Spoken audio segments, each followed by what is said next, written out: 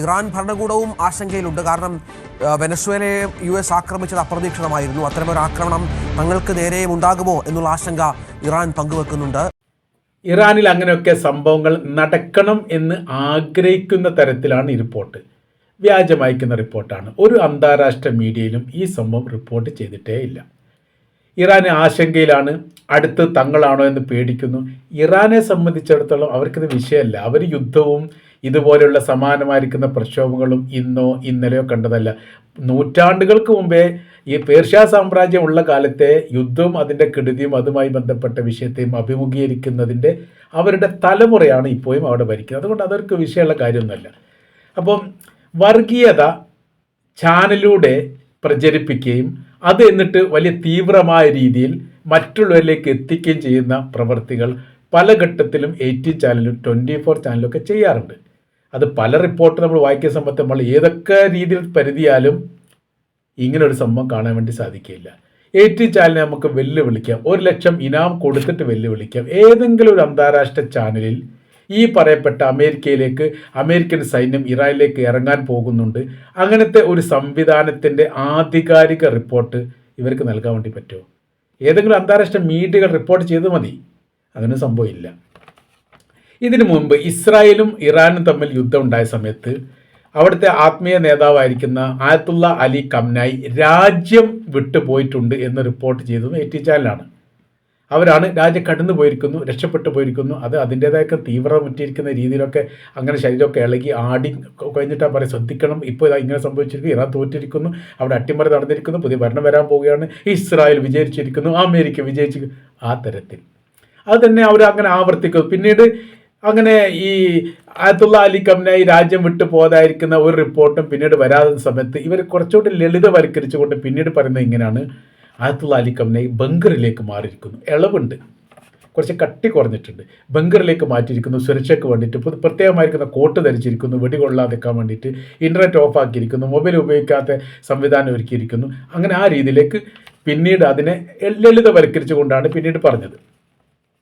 അതിനുശേഷം പിന്നെ ഇദ്ദേഹം പ്രത്യക്ഷപ്പെട്ടു. ഈ അലി ഖംനായി പ്രസംഗത്തിലോ ഒരു വെള്ളിയാഴ്ച ദിവസം രാജ്യത്തെ സംബോധന ചെയ്യാൻ വേണ്ടി ജുമാ നിസ്കാരത്തിന് ശേഷം അദ്ദേഹം പ്രസംഗിക്കുന്ന റിപ്പോർട്ട് എല്ലാ മീഡിയയിലും പ്രാധാന്യത്തോടു കൂടി വന്നു. 18 ചാനലിൽ മാത്രം അത് വന്നിട്ടില്ല, കണ്ടിട്ടില്ല വന്നു. ഈ 24 ചാനൽ, അതുപോലെ ഈ 24 ചാനൽ ഇങ്ങനെയൊക്കെ തന്നെയാണ്. ഈ ഗസ ഇസ്രായേൽ യുദ്ധം മൂർധന്യത്തിലെത്തിയിരിക്കുന്ന സമയത്ത് 24 ചാനൽ പ്രത്യേകമായിരിക്കുന്ന ഒരു റിപ്പോർട്ട് അല്ലെങ്കിൽ ഒരു വാർത്താ അവതരണത്തിൻ്റെ ഭാഗമായിട്ട് ശ്രീകണ്ഠൻ നായർ തന്നെ പറഞ്ഞു, ഞങ്ങളുടെ പ്രധാനമായിരിക്കുന്ന 2 റിപ്പോർട്ട് ഞങ്ങൾ ഇസ്രായേലിലേക്ക് വിട്ടിരിക്കുന്നു.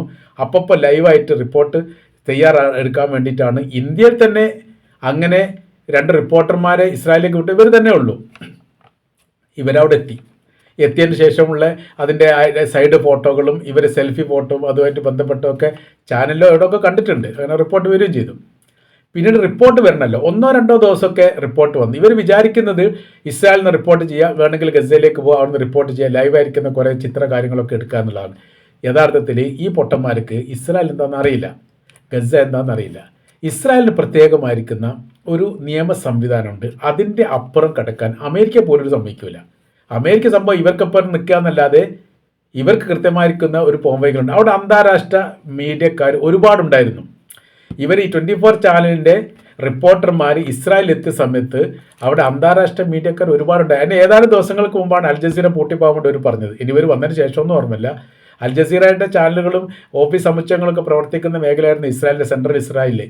അതെല്ലാം കെട്ടി ആ കെട്ടും വാണ്ടയുമായിട്ട് പോകണം എന്നുള്ള ആഹ്വാനമാണ് ഇസ്രായേലിൻ്റെ പ്രധാനമന്ത്രി തന്നെ നൽകിയത്. പിന്നെ അവർ നേരെ ഗസയിലേക്കാണ് പോയത്. പിന്നെ ഗസയിൽ വെച്ചിട്ട് ആ റിപ്പോർട്ടൊക്കെ ചെയ്തത്. ഇവരവിടെ എത്തിയതിന് ശേഷം ഇസ്രായേൽ സൈനികർ ഇവരെ പിടികൂടി. എന്നിട്ട് എന്ത് ചെയ്തു? അവർ ബസ് കയറ്റി, ഇവരെന്നല്ല എല്ലാ അന്താരാഷ്ട്ര റിപ്പോർട്ടർമാരും ഒരു ബസ് കയറ്റി സൈനികരിരുന്നു കൊണ്ട് ഗസയിൽ നിന്ന് ഹമാസ് ആക്രമിച്ച ആ മേഖല, അവരെ പ്രതിരോധിച്ച മേഖല, അതുമായിട്ട് ബന്ധപ്പെട്ട കാര്യങ്ങളൊക്കെ ചുറ്റിക്കറക്കി കാട്ടിക്കൊടുത്തു. എന്തിനങ്ങനെ ചെയ്തത്? അവരുടെ അണ്ടറിൽ മാത്രം റിപ്പോർട്ട് ചെയ്യണം. ഇവർക്ക് സ്വതന്ത്രമായിരിക്കുന്ന ഒരു സ്വാതന്ത്ര്യവും റിപ്പോർട്ടർമാർക്ക് ഇസ്രായേലില്ല, പക്ഷേ ഗസയിലുണ്ട്. ഗസയിൽ ഇപ്പോൾ നമ്മൾ അറിയുന്ന സംഭവങ്ങളൊക്കെ അപ്പോൾ ഓരോരുത്തരെ റിപ്പോർട്ടർമാർ അങ്ങനെ തന്നെ വിടുന്നതാണ്. അപ്പോൾ ഇവർ 2ാമത്തെ ദിവസം ഇത് തന്നെയാണ് മറ്റൊരു ഏരിയയിലേക്ക് കൊണ്ടുപോയി അത് കാണിച്ചു കൊടുത്തു. എന്നിട്ട് എന്ത് ചെയ്യണം? ഇസ്രായേലിന് അനുകൂലമായിരിക്കുന്ന റിപ്പോർട്ട് തന്നെ തയ്യാറാക്കണം. അതുവരെ നിരീക്ഷിക്കുകയും ചെയ്യും. ഇല്ലെങ്കിൽ പിടിച്ച് ജയിലിടും. അപ്പോൾ 24 ചാനൽ എന്താ കരുതുന്നത്?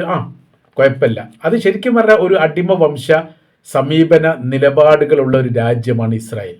പറയുമ്പോൾ ജനാധിപത്യമാണ്, സംഭവം അമേരിക്ക ജനാധിപത്യമല്ലേ, ജനാധിപത്യ പ്രവൃത്തിയാണ് അവർ ചെയ്യുന്നത്. ട്രംപ് എന്താണോ പറയുന്നത് അതിനാണ് അടുത്ത ജനാധിപത്യം. ട്രംപ് ഇവിടെ പോയിട്ട് വെനിസ്വേലയിൽ പോയിട്ട് പ്രസിഡന്റെ പിടിച്ചുകൊണ്ട് വന്നു. ആ ജനാധിപത്യ സംവിധാനത്തിലൊക്കെ ചെയ്യാൻ പറ്റുന്നതാണോ? അപ്പോൾ തെരഞ്ഞെടുക്കുന്നവരെ ജനാധിപത്യ സംവിധാനവും തെരഞ്ഞെടുപ്പിന് ശേഷം ഏകാധിപത്യ സംവിധാനം നിലനിൽക്കുന്ന രാജ്യമാണ് ഇസ്രായേലും അമേരിക്കയും ഒക്കെ. അതാണ് നമ്മൾ ഈ കണ്ടുകൊണ്ടിരിക്കുന്നത്. 24 ചാനൽ പിന്നീട് ഈ റിപ്പോർട്ട് അങ്ങനെ ലൈവായ രീതിയിൽ വരാതെയായി.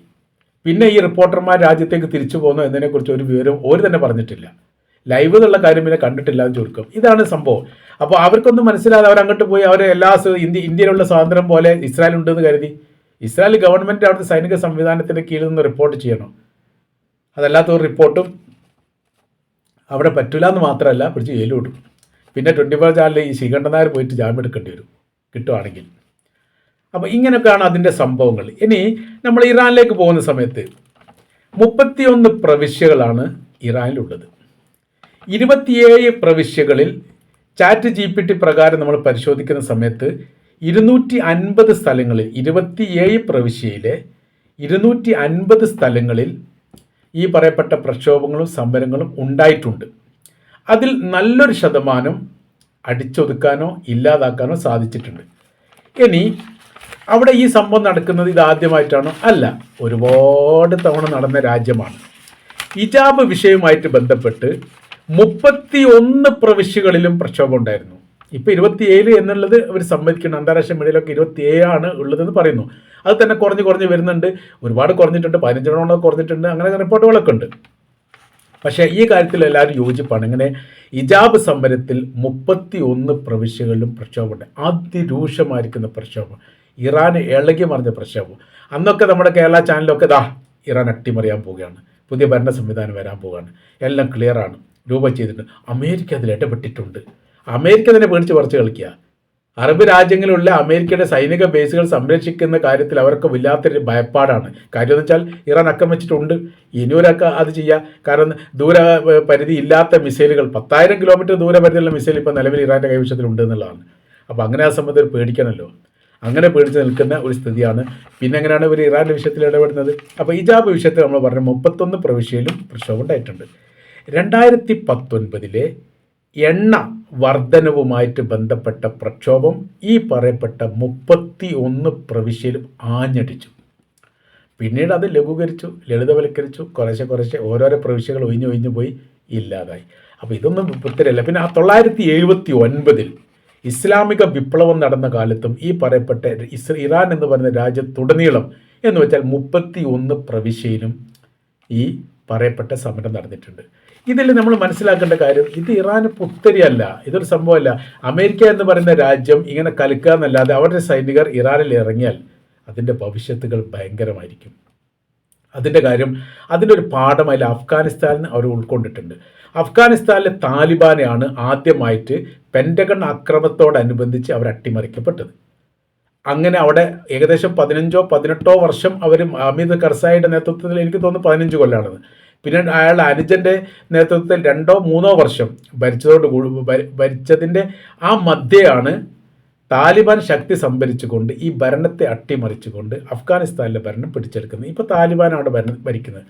വിഷയം അതല്ല, ഭരണം പിടിച്ചെടുത്ത് അവരുടെ കൈവശത്തിൽ ഇല്ലാത്ത പ്രവിശ്യ പോലും, അതായത് താലിബാൻ മുൻപ് അവിടെ ഭരണം നടത്തിയിരുന്ന കാലത്ത് ഗോത്രവർഗ വിഭാഗത്തിൻ്റെ കൈവശത്തിൽ ഉണ്ടായിരുന്ന 4-ലധികം പ്രവിശ്യകൾ ഈ മുന്നേറ്റത്തിനിടയിൽ ഈ താലിബാൻ അതും പിടിച്ചെടുത്തു.